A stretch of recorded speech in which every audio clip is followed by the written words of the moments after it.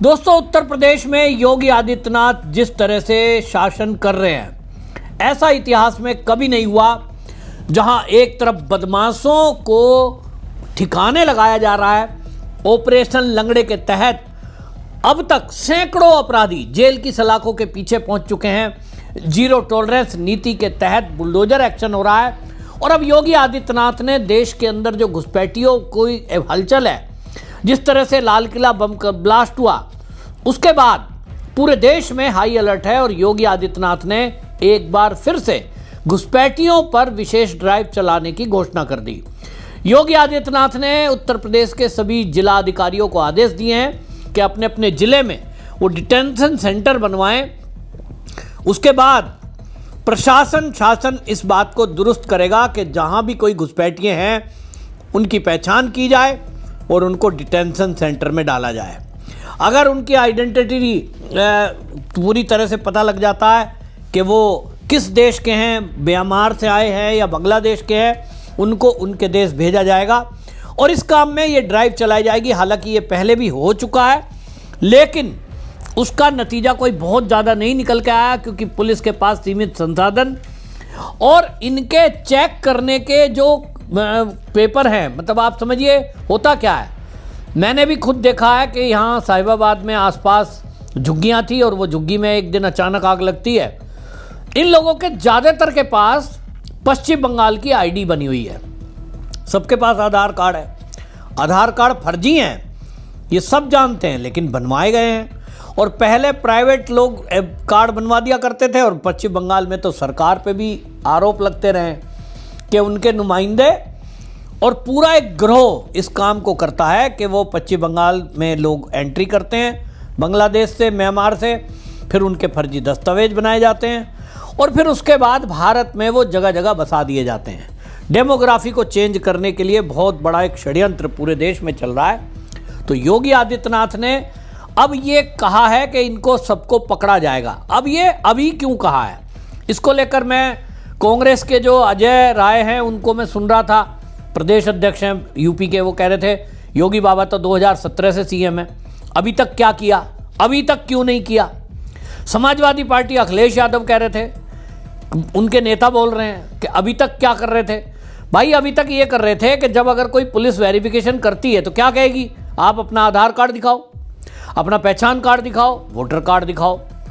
ये सब दस्तावेज इवन पासपोर्ट तक बने हुए हैं। तो जब उनके पास ये सारे दस्तावेज हैं, सरकारें जहां बीजेपी की सरकार नहीं है वहां भी इनकी मदद की जा रही है, तो फिर पकड़े कैसे।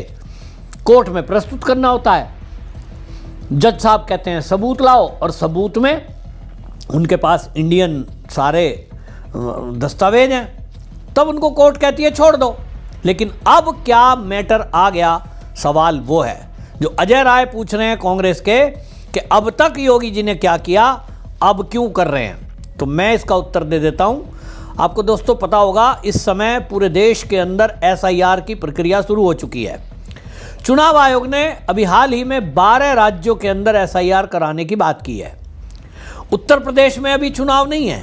जिन राज्यों में चुनाव हैं पहले वहां एसआईआर की प्रक्रिया होना शुरू होती, तो आपने देखा पहले बिहार में हुई, फिर अब पश्चिम बंगाल में चुनाव है, अगले साल पुडुचेरी में है। और इसलिए जिन राज्यों में अभी चुनाव आ रहा है, केरल में है, वहां तो होना जरूरी है। लेकिन आप सोचिए उत्तर प्रदेश में 2027 में है, अभी चुनाव नहीं है, लेकिन एसआईआर की प्रक्रिया यूपी में शुरू हो गई। क्यों?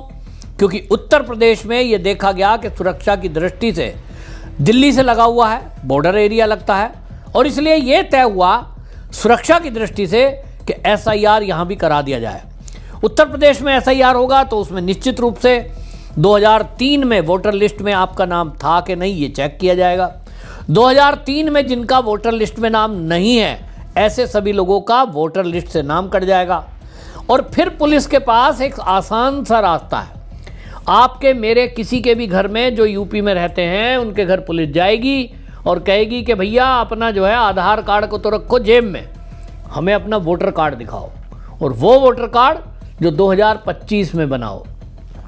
तो भाई 2025 अभी चल रहा है, 26 में अभी तो इसकी डेट है 1 महीना, तो 4 दिसंबर तक ये चलेगा। लेकिन उसके बाद आप देखेंगे 2026 में वोटर कार्ड इशू हो जाएंगे, और ये जो 2026 का वोटर कार्ड इशू किया हुआ होगा, ये कम से कम ये मान सकते हैं कि इसमें बहुत भारी घपले नहीं हैं।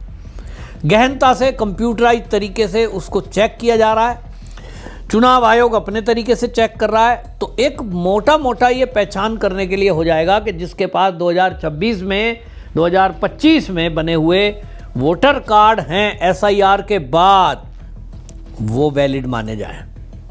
और पुलिस जब निकलेगी तो अभी तो क्या है, अभी तो सब घुल मिल गए हैं। मैं देख रहा हूँ गाजियाबाद हो, नोएडा हो, यहाँ आप देखिए घरों में काम करने वाले जो आती हैं महिलाएं, कई बार बड़े बड़े अपराध हो जाते हैं, बाद में खुलासा होता है कि वो तो जो है हिंदू नाम से ID ले रही थी, लेकिन वो तो हिंदू थी ही नहीं, उसका तो गांव मिला ही नहीं जहां उसने एड्रेस दिया। तो बाद में पता लगता है, अधिकांश यही इन्होंने चालाकी की है।